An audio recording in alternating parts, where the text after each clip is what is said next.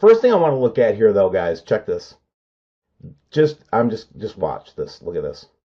This manifestation in Alaska is getting crazy out of control, guys. Look at this. Let me blow it in, and I'm going to suck right in on it. No photo manipulation. Doesn't it look like that opening sequence orb? Very interesting and compelling. But that's not the best Alaska footage I got while I was gone. Look at what happened in this sequence. Look at how detailed the orb is. You can see holes and pits on it. And I can only guess why it's so much clearer. But we can back this up a little bit and just kind of take a look at it. But this is getting to the point where it's like, look, if anybody wants to debate me on Planet X or Nibiru or Nemesis or any of that kind of stuff, they're going to have to explain what the heck this is to me. Because they're going to lose that debate unless they're ready for that. Because this is clearly showing something that's not supposed to be in our skies, guy. Next thing I'm showing you, though, this is from May 16th. This is out of Craig Southwest. But what's really interesting how this changes colors. But when I looked at this through some filters, there's another planet in the background or something, some large orb and another third orb. But look at the detail that we're seeing this planet or whatever it is. It's amazing, you know? And so just incredible, okay? And what's really interesting, if I go back to these images of it, there's one of these images where it looks like it's like the orb that's down in South Davis Station. Then one of my good subscribers, hey Matt, really got something going here with this one, because as we see this orb, we speculate that there is when we see images like this, because sometimes we do see this as a kind of a flaring effect. What we really might be seeing, as we've postulated many, many times, that this is actually reflecting off that layer that they're chemtrailing in our skies. This might be the real object down here, and this is a reflection off of that layer of the atmosphere. Very interesting stuff, you know. And then this one, check this out. What we're going to see here as this goes over is that orb appears, and I'm going to blow in on that. I got you guys over at spaceweathersolarham.net. And the nice thing about this site, you guys, is you can get all the information that we research, but each one of these things come with a little explanation for you too, so that's kind of helpful. But the graph the model I want to go to right now is the CME model. And as you can see, we got smucked with a pretty good burst CME-wise.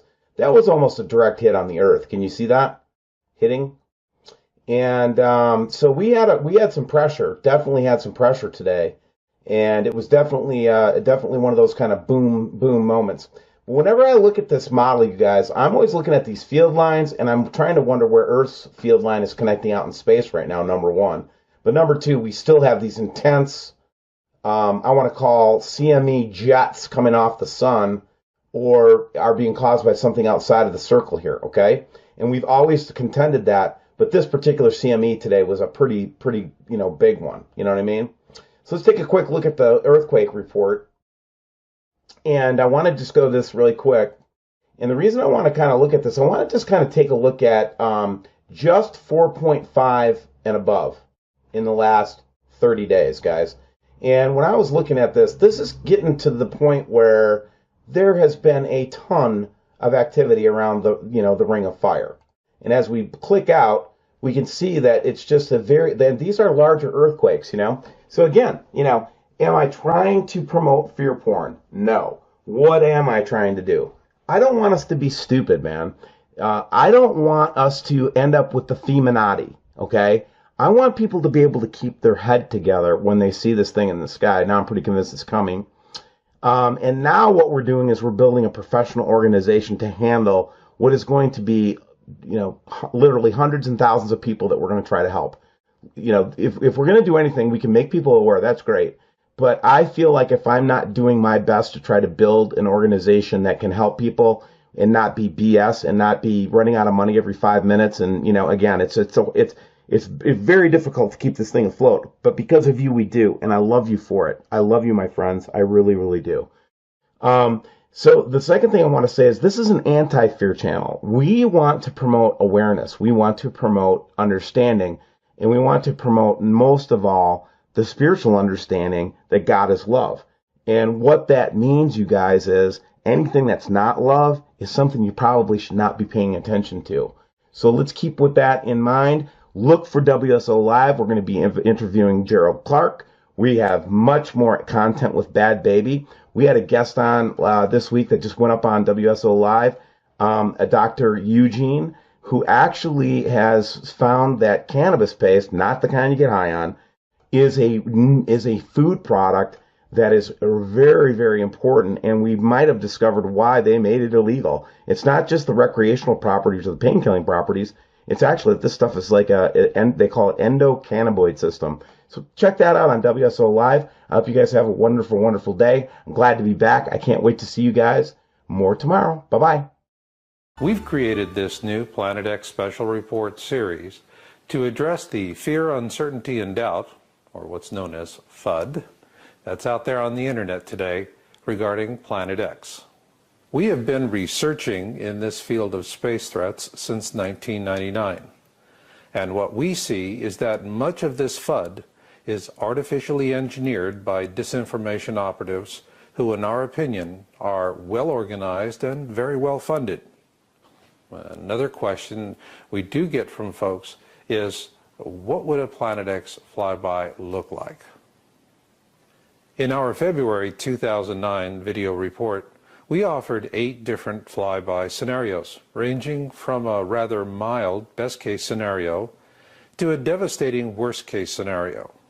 However, regardless of which of these scenarios may come to pass, we have already seen what a Planet X flyby will look like in part. September 2009 shall be forever remembered as the month we added a new term to the lexicon of catastrophic Earth changes, the Sydney-style dust storm. On September 22nd, Sydney, Australia, and its adjacent communities were blanketed with dust from the red soil blown in from the western regions of the country. As you can see in this comparative of the Sydney Opera House, the clear, beautiful blue skies of this modern city were choked with a blinding red dust that blocked visibility.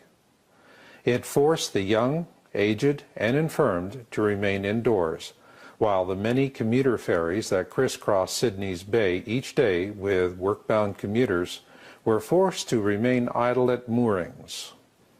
This storm was first brought to our attention by a Yowza subscriber, Sharon, who lives in a bedroom community adjacent to Sydney, due east of the city center.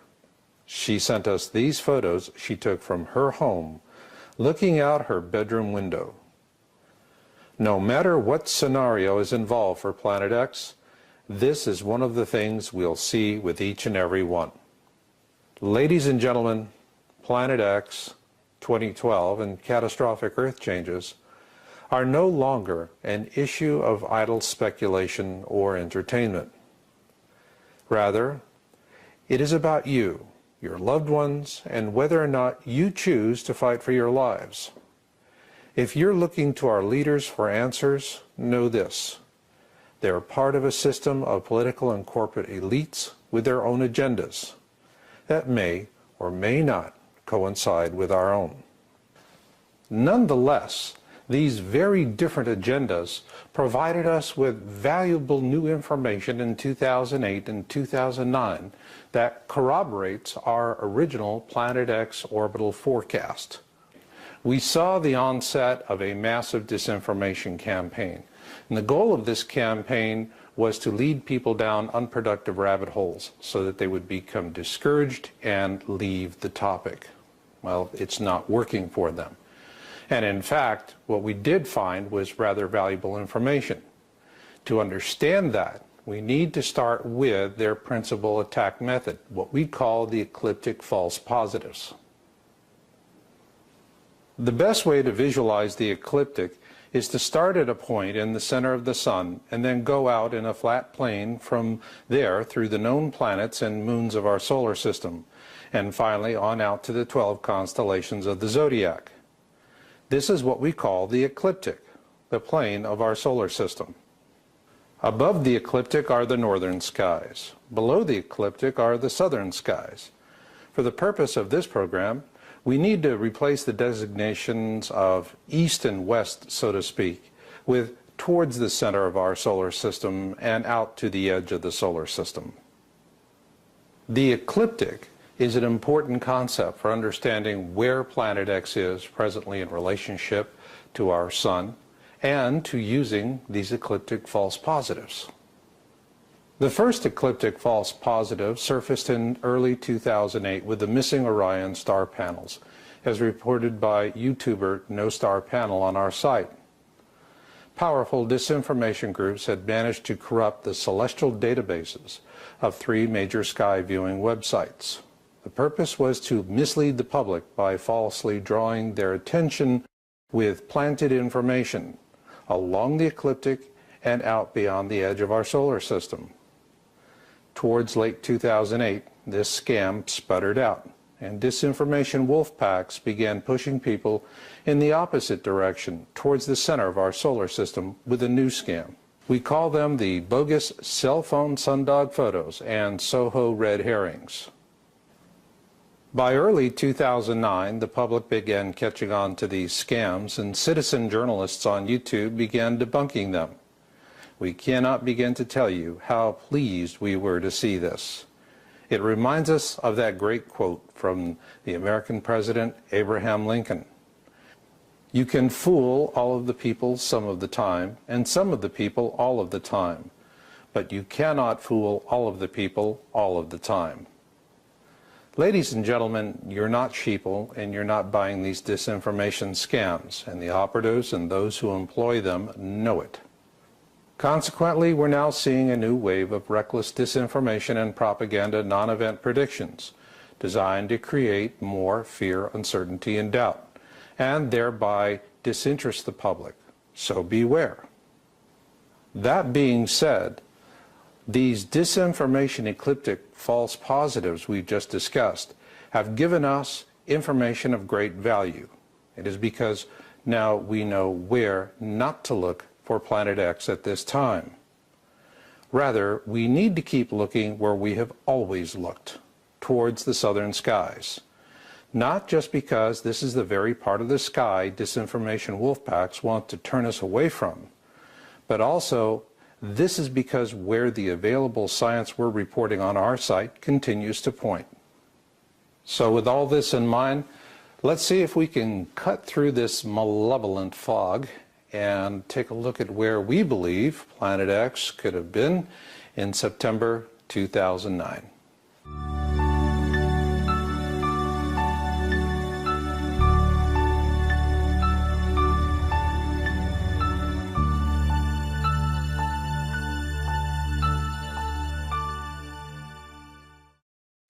What the disinformation ecliptic false positives of 2008 and 2009 show us is that we were pretty much on the money right from the get-go. We published our book, Planet X Forecast and 2012 Survival Guide, with an estimated orbit for Planet X through 2014. Prepared by Dutch physicist Jaco van der Warp, it shows Planet X approaching the core of our system from the south. We will present 2 slides prepared as an update for this report by Jaco van der Warp, showing where he estimates Planet X to be as of September 2009. Please note, I will be using the term astronomical unit, or AU for short.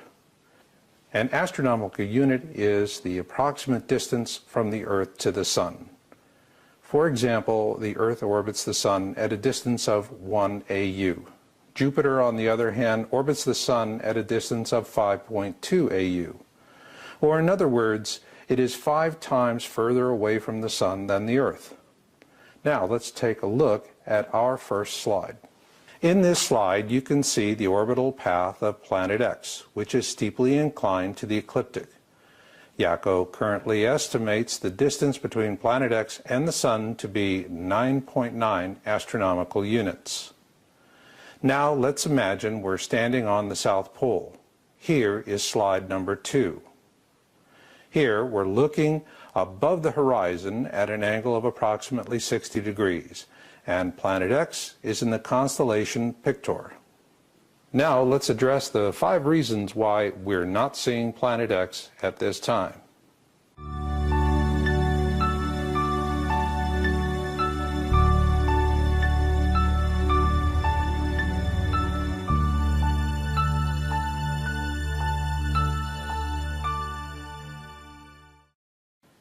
We know Planet X has been here before, and we have the ancient accounts of the Sumerians, Egyptians, Celts, and many more. They've all given us various different descriptions of the object. For example, in the ancient wisdom texts we publish called the Kolbrin Bible, the ancient Egyptians called it the Destroyer, whereas the ancient Sumerians called it Nibiru. Consequently, there are a lot of different ideas as to the nature of this object. In our February 2009 report, we discussed 3 possible variants: an asteroid-like object, comet-like object, and mini constellation. Until Planet X is officially observed, it could be anything, although we do know it is big. Otherwise, it would not be interacting with the other bodies in our system as it does. Each of these 3 variants has its own observation peculiarities, and these are exacerbated by the fact that this object is in a comet-like orbit.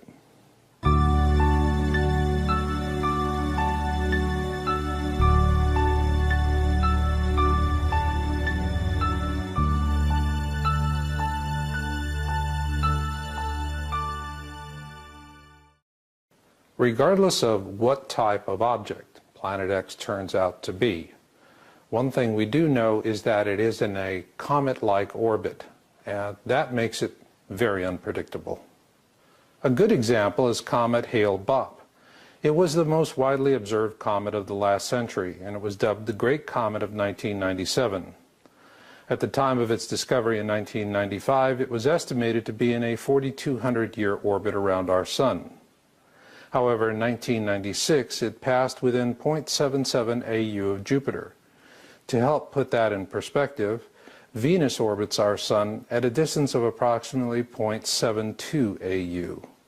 So, as a result of a 0.77 AU flyby past Jupiter, Hale-Bopp's 4,200-year orbit was shortened by 40% to just 2,533 years. How could this happen? Just as with Planet X, Hale-Bopp's orbit around our Sun is steeply inclined to the ecliptic, which makes it inherently unstable. And the substantial reduction in its orbit is explained by a theory called the Kozai mechanism. You can learn more about the Kozai mechanism on the internet, and it is covered extensively in our book Planet X Forecast and 2012 Survival Guide. As we've often pointed out in our book and on our websites, this object is in an unstable comet-like orbit. Simply stated, Planet X is a fast traveler, and its orbit is steeply inclined to the ecliptic. Ergo, its orbital behavior is highly unpredictable and subject to change at any time. This will become even more pronounced as Planet X closes the distance between itself and our Sun.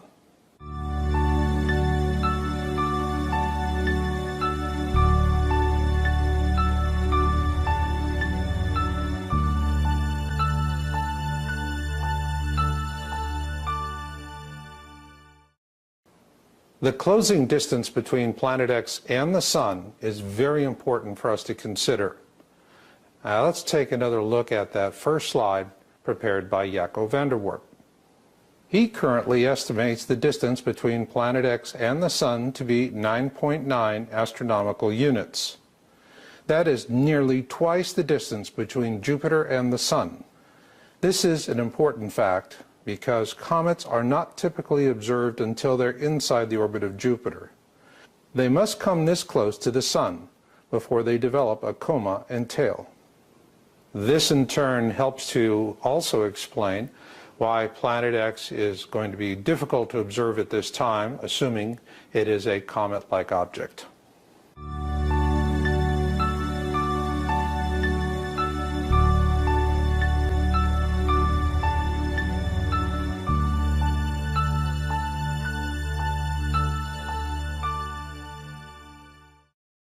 To help give us a perspective on the Planet X transit through the southern skies, let's return to Jaco van der Warp's second slide. When we presented the second slide, the one where we are looking from the South Pole out into space, we're doing so at an angle of approximately 60 degrees up from the horizon. When we do so, our estimate places Planet X in the constellation of Pictor. The arcing line of the orbit suggests that Planet X will follow a steady, plodding course as it moves from left to right towards the constellation Vela. However, this is not the case because of two reasons. First, the manner in which the Earth rotates on its poles as it relates to our view of the night sky. And secondly, because Planet X is in a comet-like orbit that is steeply inclined to the ecliptic. We therefore estimate that by August 2010, Planet X will enter the constellation of Carina, where it will begin to speed up a bit, as is the case with comet-like orbits. During this time, the distance between Planet X and the Sun will be decreasing, while at the same time the angle of its orbit will be increasing. This decreasing distance and increasing angle will continue and even speed up as Planet X approaches the ecliptic. Assuming Planet X continues following this orbital path, regardless of what type of object it may be, the fact is it's going to be heading towards the Milky Way, and that creates a whole new kind of viewing problem.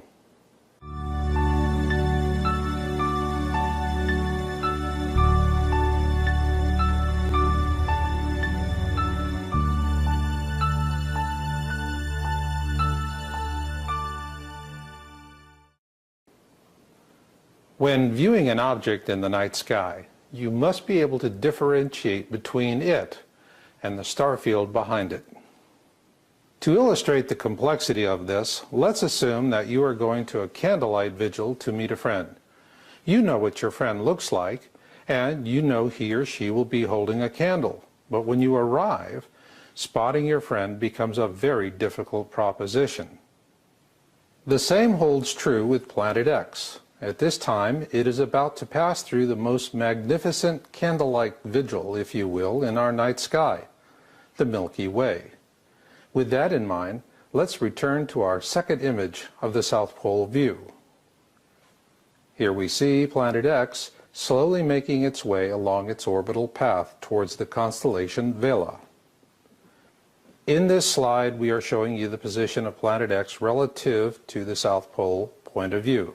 Now, let's take the same panel slide and increase the brightness. The light gray area that runs through the right side of the image from the constellation Vela down through to the constellation Canis Major is the Milky Way. So not only is Planet X twice the distance from our Sun as Jupiter, it is passing through an area of the sky that receives less than 2% of our attention, and one with a very dense background star field at that. Ergo, what you've got is the proverbial Planet X needle in a cosmic haystack. So who will officially announce the discovery of Planet X? Certainly not some run-by fruiter with a cell phone. Rather, we believe that honor will most likely go to Project Wormwood, a planetary defense group at the Learmonth Solar Observatory, located on the northwest cape of Western Australia. Now let's move on to the most likely worst-case Planet X flyby scenario.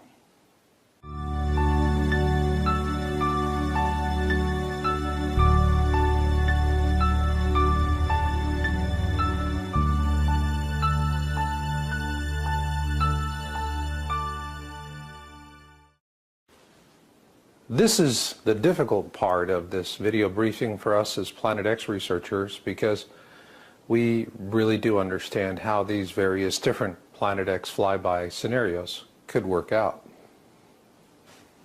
I can remember back in 2002 and 2003 when I was making guest appearances on Coast to Coast and saying clever things like, the surface of the Earth could wiggle like a bowl of jello. With a comfortable distance of time, such clever radio sound bites were all too easy.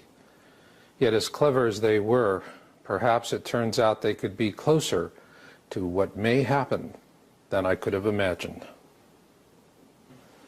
In February of this year, we published a report with 8 different flyby scenarios, ranging from the best case to the worst case. I strongly urge you to view that video if you have not already done so. In this video briefing, I'm going to take a look at what could be a likely worst case scenario. I want to strongly emphasize to you before I do this that there is no true likely worst case scenario. This is an unstable object, it's a fast mover, and things could change at any time. I want to strongly urge you, the viewer, to understand that when Planet X crosses the ecliptic, it will go into an area we call the kill zone. We fully explained the kill zone in our February 2009 report. For now, what we need to keep in mind is that this is when the worst case, or the best case scenario for that matter, will occur. Assuming there can only be one best case scenario and likewise one worst case scenario, the odds of one of the other happening is 50-50. This is because a best case scenario can only happen if Planet X passes through the kill zone while it is on the side of the Sun opposite from Earth.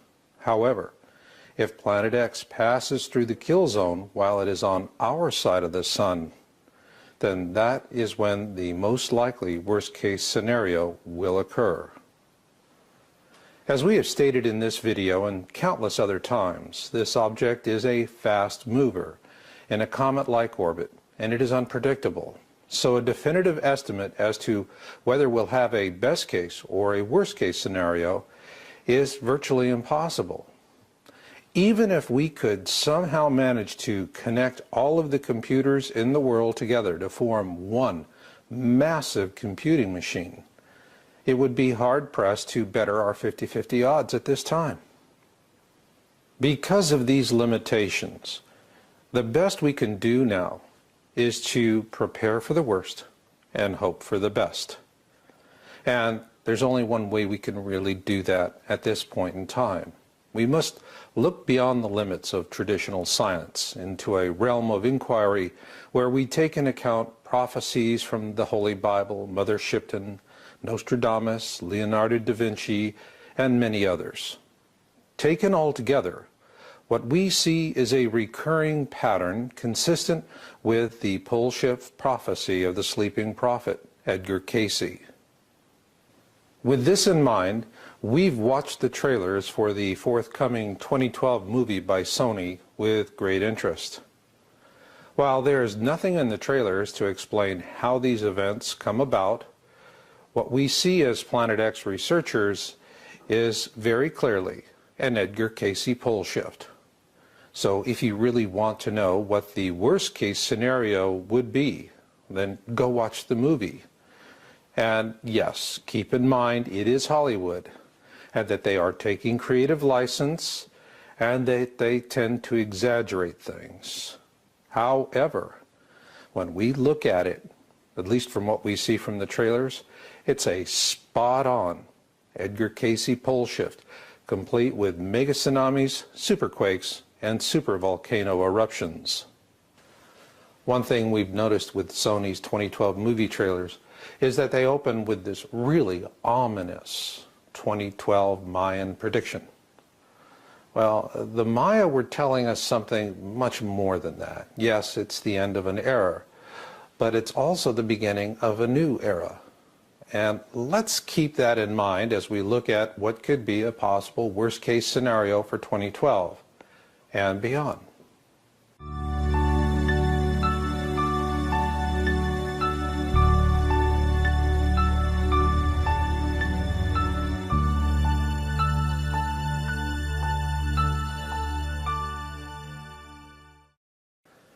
Our book, Planet X Forecast and 2012 Survival Guide, was written with one very specific audience in mind. Not dabblers, not those who are curious, but rather we wrote it for people who get it and want to get through it. And for that reason, we've listed out the various catastrophic threats.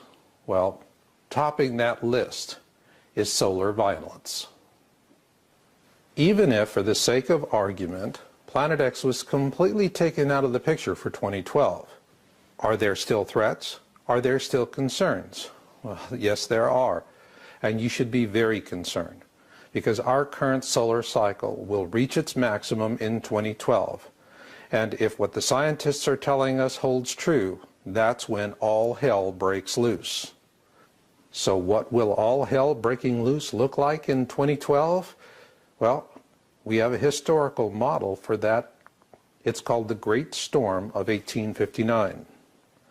In an article published in October 2003 on Space.com, science writer Robert Roy Britt takes us back in time to 1859. Simply put, this solar storm remains the most violent ever recorded in American history, and it was 3 times more powerful than anything we've ever seen since the end of World War II. However, in 1859, the state of technology was primitive. It was mostly telegraph lines running through both America and Europe. These telegraph lines shorted out during the storm of 1859 and consequently ignited numerous widespread fires on both continents.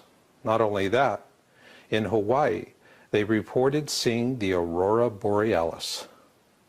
Of course, this begs the question, if a solar storm such as the one that struck the Earth in 1859 were to strike today, what would that mean for us? Once again, we turn to the author, Robert Roy Britt. In an article written for Fox News in January 2009, Mr. Britt examines the implications of an 1859 event happening today. Britt tells us in this article for Fox that should another storm as powerful as the one that hit America and Europe in 1859 hit us again, particularly in 2012, it could shut down the United States for months. This according to the National Academy of Sciences, which has also expressed the opinion that there is a very great likelihood of another such storm occurring in 2012. So what would that mean? Well, just in the United States alone, 113 million Americans would find themselves in a blackout. Not one lasting a few days, but rather a blackout lasting several months. This is totally consistent with a 2012 warning given on Fox News by physicist Dr. Michio Kaku, as noted in our February 2009 report. Satellites, satellite television, all of that could get disrupted, peaking around 2012. So your point is we can't do anything about it in space, but we can do something back here on Earth. That's right. But backup systems, are companies really doing that? Well, they're going to have to do it because, see, we scientists made a mistake. Now, before we move on, I want to make one thing perfectly clear. We are not glorifying Fox News here. As a matter of fact, the news entertainer, I don't call them reporters anymore, the news entertainer that interviewed Dr. Michio Kaku has a new formula. 2012 equals Y2K. You know, the millennium bug. Well, that begs the question, where are you at with all this? Are you saying, I'll believe it when I see it? And if so, let me ask you this. What are you going to see when the whole nation is blacked out for months as the result of a violent solar storm? While you ponder that, let's move on to the closing thoughts for this video briefing, and that being what we believe to be the greater significance of 2012.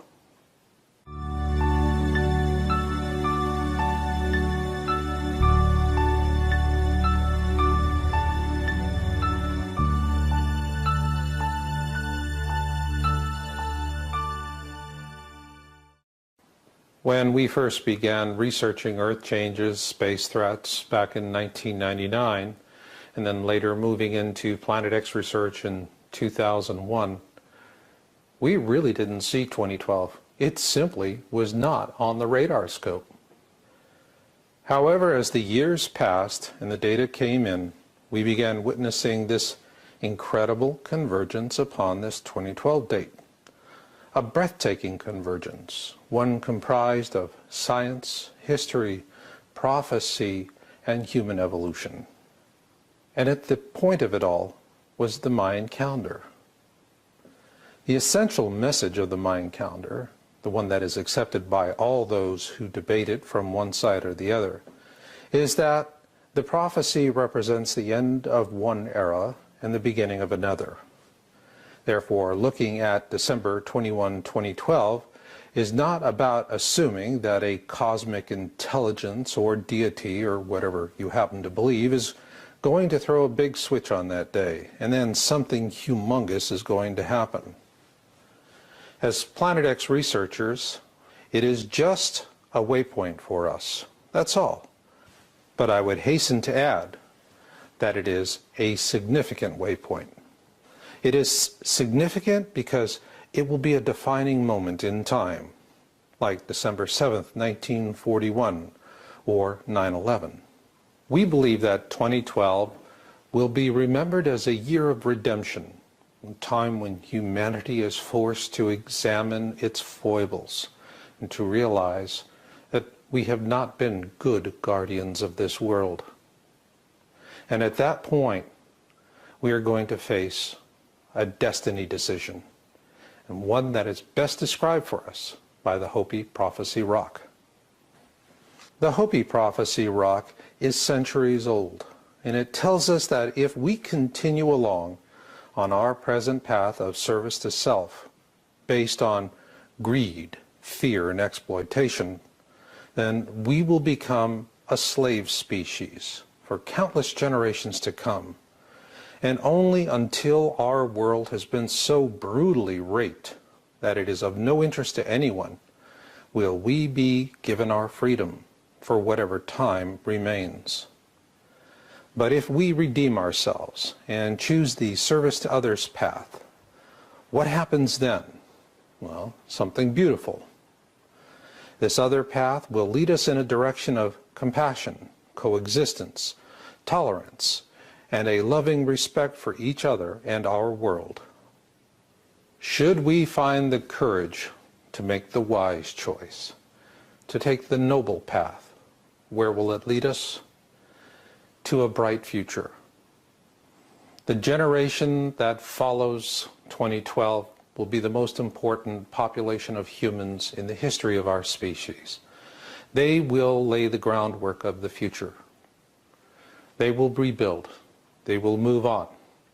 And consequently, our descendants will make their ways to the stars. There, they shall not number in the billions as we do today, but in the hundreds of billions. And it will be a bright and enlightened future for our species. So imagine with me for just a moment this distant future, and assume that you are one of our future descendants, grateful for our noble sacrifices, and looking back in time at the year 2012, the year of redemption. How will you remember it? Well, for us, 2012 will be the last year of this era, and likewise we'll have 2013 and 2014 and so on. However, should we choose the noble path shown us in the ancient Hopi Prophecy Rock, the future generations will look back upon the year 2013 by another name. They will call it 1 AE, for the first year of the Age of Enlightenment. We at Yowza.com do all that we do because we're in it for the species, and because we do believe that humanity will make the wise choice. We will take the noble path, and there will be a 1 AE. And I'll leave it on that note. So until the next time we meet, remember Marshall's motto: destiny comes to those who listen, and fate finds the rest. So learn what you can learn, do what you can do, and never give up hope. And this is Marshall, and I'll catch you on the backside. Nibiru is due for a devastating pass of the Earth, but not as soon as has been claimed. a seasoned researcher declared not long before he died. Online end-of-the-world prophets have been predicting for months the mythical planetary system will pass us this year, or early next year. The Nibiru theory was linked to the beginning of the end of the world by Christian fundamentalists, who believed the rapture would start on September 23 and was connected to celestial activity as interpreted from passages in the Bible. But with the world still turning, veteran conspiracy theorist Jim Marrs claimed anyone saying Nibiru was coming in the next year or so was wrong. Speaking in an episode of Ancient Aliens New World Order, before he died of a heart attack, aged 73, in August, Mr. Marrs said Nibiru was not predicted to pass us until 2060, giving us more than 40 years to prepare. He said, Nibiru is destined to return to the vicinity of the Earth in 2060, so it could be on its way to our solar system now. Some people believe this is why we have the highly erratic weather and environmental changes that we see taking place on the Earth. Of course the government acts like nothing is going on, but what else is new? Nibiru believers are convinced the rogue system is making its way from the outer solar system inwards, where it will wreak havoc on Earth as it passes at about 4 million miles away. They say the planet will cause the poles to switch, sparking great earthquakes and volcanic eruptions, which threaten billions of lives. The Nibiru theory emerged in 1976, when writer Zecharia Sitchin claimed two ancient Middle Eastern cultures, the Babylonians and Sumerians, told of a giant planet called Nibiru that orbited the Sun. Mr. Sitchin came up with the conspiracy theory after claiming to have deciphered cuneiform writing on ancient Sumerian tablets. Ancient language scholar Mr. Sitchin said the records showed the Sumerians knew of an extraplanet beyond Pluto called Nibiru. Theorists say according to Mr. Sitchin's teachings the next pass of Earth will take place around 2060. Not everyone agrees with Mr. Sitchin's interpretation of the texts. In a scientific paper on the myth, Michael S. Heiser, a Hebrew Bible and ancient Semitic languages PhD student of the University of Wisconsin-Madison, wrote, "Is Sitchin correct? Is Nibiru a 12th planet that passes through our solar system every 3,600 years? Did the Sumerians know this? Are those who equate Sitchin's Nibiru with Planet X correct in this view?" Unfortunately for Sitchin and his followers, the answer to each of these questions is no. NASA, and a host of other scientists have debunked Nibiru as myth. All these dates for the end of the world came and went, because as NASA points out, Nibiru is a myth and a hoax, despite the amount of believers. NASA scientist Dr. David Morrison said, "There is no credible evidence whatever for the existence of Nibiru. There are no pictures, no tracking, no astronomical observations. I can quite specifically say how we know Planet X or Nibiru does not exist and does not threaten Earth.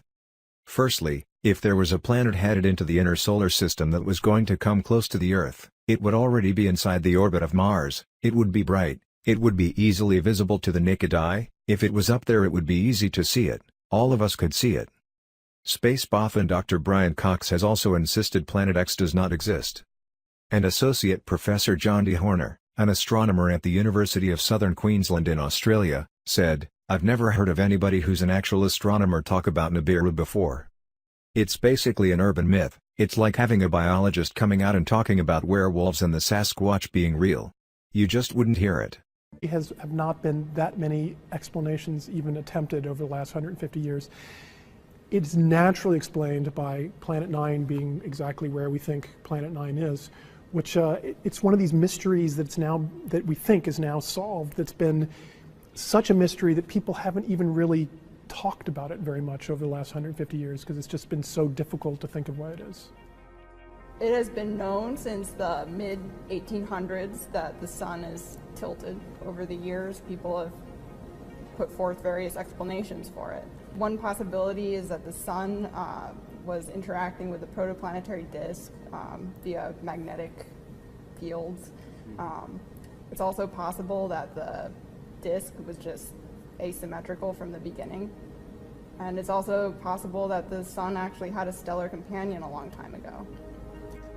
It was a moment of inspiration. Not all projects start out this way. Not all results really come. Some of them come, it slowly dawns on you. We were sitting in Constantine's office one afternoon and we were actually thinking about a different problem entirely, which is how Planet 9 would interact with these very distant objects in the Kuiper belt that made us originally think that Planet 9 was there.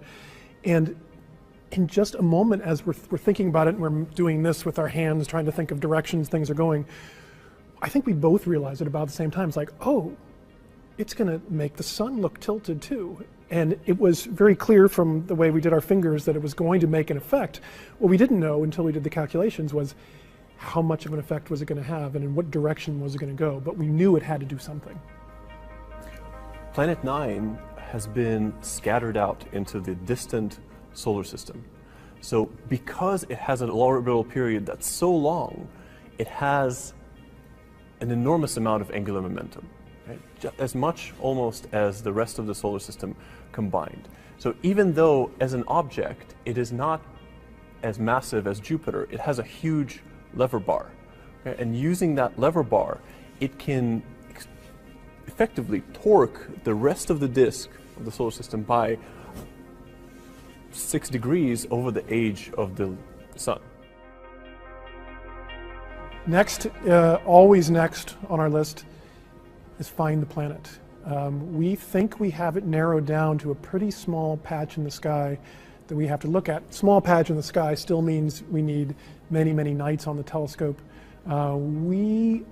We're pretty convinced that by maybe the end of next winter, we will have been able to cover enough sky that we'll actually be able to find it. When we find it, we both show that this hypothesis has been correct, we learn about it, but we also see how much of the sun, how it should have tilted the sun too, and see if this is the only thing that's been tilting the sun or if other things are around doing it.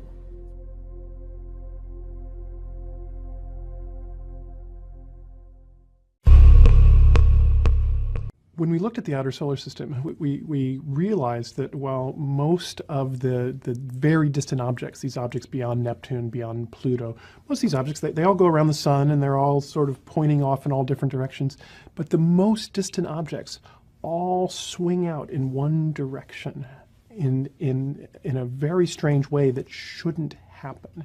And we realized that the only way we could get them to all swing in one direction is if there is a massive planet also very distant in the solar system, keeping them in place while they all go around the sun.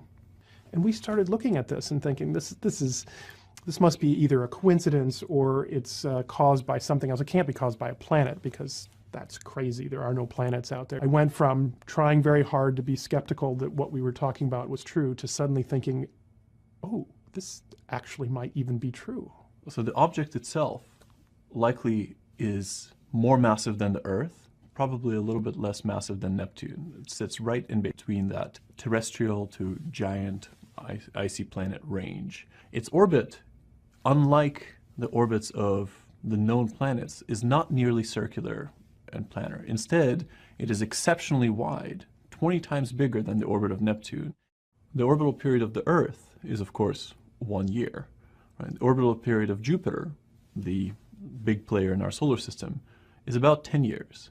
The orbital period of this putative 9th planet is 20,000 years. We have nothing like it in the solar system, so it's new for us. It is, however, the most common mass of planets that have been found around all of the other stars. People have always looked at all these other planets in this strange mass range and said, wow, I wonder what these are. I don't know what these are because we don't have anything like it in the solar system. Looks like maybe we do. I'm really hoping that as we announce this, people start a worldwide search to go find this 9th planet. Again, solar stream is coming from the right. That's where the sun is. All the plasma in the blue is being blown backwards. That's a part of our protective shield here. 2 hours missing, 5:37, exactly the same time. Everything goes haywire. Come up to that point again. Everything's coming from the right. Bam. Now the black lines are our field lines. That's our magnetic field lines. Very important. They have now bent backwards at this point. People have talked about Planet X, Nibiru, Planet 7. If there's an object coming in, would it have orbiting planets? Would it have debris with it?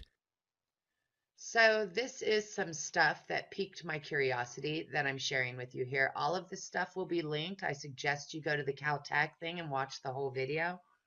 But anyways, I'm going to try and get through this quickly for you. Planet X to really cause mass extinction this month. This is April 9th, 2016.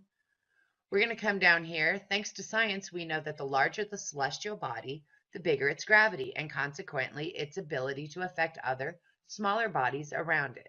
We've known of Jupiter's crucial role in protecting us from asteroids for quite some time now, but the mysterious Nibiru could very well do the opposite, and some say there's good reason to believe it. We're going to come down here. A retired astrophysics professor from the University of Louisiana, Daniel Whitmire, is saying Nibiru has all but arrived to our neck of the woods, and that the destruction brought about by its gravitational trickery will take place this very April, as it's done numerous times before. Then we're going to come down here. Earlier this year, we started seeing space anomalies manifesting in a small group of objects, which have been taking on a peculiar orbit. Only something 10 times the size of the Earth, as theorized with Nibiru, could influence celestial objects in such a way, according to a study from Caltech. The anomaly was picked up on in the Kuiper Belt, which stretches all the way past Neptune, and it resurrected a 100-year debate. And then we're going to come over here, because again, this stuff just piqued my curiosity, and I wanted to share it with you. This is fire officials' reclaim report of possible meteor strike in Bowie. This is Bowie, Maryland. This was on April 25th, 2016. And we're going to come down here where this was put out by the Bowie Volunteer Fire Department. Possible meteorite strike behind Scarlet Oak Terrace causing a massive brush fire. And then we're going to come up here and see that when firefighters made it to the site, there was a large pit, which was 12 to 15 feet wide by 5 to 6 feet deep. And the fire spread to adjacent trees and brush and took approximately 15 firefighters 4 hours to extinguish. But again, they came out and said, nope, that should have never been put out. The post should have never listed a meteorite as the cause. Okay. Okay, so now we're coming over here. Was it a meteor? Solving the mystery of New Jersey's tsunami buoy. April 25th, 2016. A tsunami warning device about 200 miles off the coast of New Jersey went into event mode over the weekend, but there were no giant waves threatening the shore. There was speculation that the drop could have been triggered by a meteor because the Lyrid meteor showers were active during the weekend. There also was speculation a submarine could have struck the buoy. So again, this stuff just piqued my curiosity, want to share. We're going to move here. Okay, so now here we are, coast to coast. This was from March 30th, 2016. In the first half of the show, retired investigative researcher Bob Fletcher talked about his contention that a rogue planet X, or Nibiru, is coming our way, and the disastrous effects it could have for Earth. He first became suspicious that something was afoot when he discovered that massive amounts of money were being funneled out of the government and the Federal Reserve. He concluded that these funds were surreptitiously used for the construction and stocking of underground facilities that will house the elite and members of the New World Order, while the arrival of Planet X wreaks cataclysms upon the planet's surface. According to his sources, the knowledge of Planet X dates as far back as 1983. So again, I was just like, well, that's interesting. And so we're coming over here because I remember hearing about Rumsfeld talking about the missing $2.3 trillion that they couldn't track on September 10th. And we all know what happened on September 11th, 2001. Nobody was talking about the missing money. So I Googled just to see, and there was this one, which brought me over here. So here we are, debunked. Rumsfeld says 2.3 trillion missing from the Pentagon. In 2001, Donald Rumsfeld said, according to some estimates, we cannot track 2.3 trillion in transactions. This has been misinterpreted by many people as 2.3 trillion actually going missing. However, it's really just about the way the money was accounted for. So here's the original source. Go look at it for yourself, right? Okay. Oh, well, golly gee. Page not found. Okay, well, there was another link, right? Here, we can also see this. Huh. No input file specified, but yes, there was. So again, this was something, this has gone long, but it really, really piqued my curiosity. And I wanted to share it because, again, trying to put the pieces together. Here we are. He first became suspicious that something was afoot when he discovered that massive amounts of money were being funneled out of the government. And then, I don't know. This just made me go, that's interesting. What we have discovered is that numerous features of the Kuiper Belt, a field of icy debris beyond the orbit of Neptune, can be understood if the solar system possesses an additional 9th planet that resides well beyond the orbits of the known planets. When we looked at the outer solar system, we realized that while most of the very distant objects, these objects beyond Neptune, beyond Pluto, most of these objects, they all go around the sun and they're all sort of pointing off in all different directions. But the most distant objects all swing out in one direction in a very strange way that shouldn't happen. And we realized that the only way we could get them to all swing in one direction is if there is a massive planet also very distant in the solar system, keeping them in place while they all go around the sun. And we started looking at this and thinking, this must be either a coincidence or it's caused by something else. It can't be caused by a planet because that's crazy. There are no planets out there. I went from trying very hard to be skeptical that what we were talking about was true to suddenly thinking, oh, this actually might even be true. So the object itself likely is more massive than the Earth, probably a little bit less massive than Neptune. It sits right in between that terrestrial to giant icy planet range. Its orbit, unlike the orbits of the known planets, is not nearly circular and planar. Instead, it is exceptionally wide, 20 times bigger than the orbit of Neptune. The orbital period of the Earth is, of course, 1 year. Right? The orbital period of Jupiter, the big player in our solar system, is about 10 years. The orbital period of this putative ninth planet is 20,000 years. We have nothing like it in the solar system, so it's new for us. It is, however, the most common mass of planets that have been found around all of the other stars. People have always looked at all these other planets in this strange mass range and said, wow, I wonder what these are. I don't know what these are because we don't have anything like it in the solar system. Looks like maybe we do. There are many telescopes on the Earth that actually have a chance of being able to find it. And I think that many people will be inspired to use their telescopes. I'm really hoping that as we announce this, people start a worldwide search to go find this ninth planet.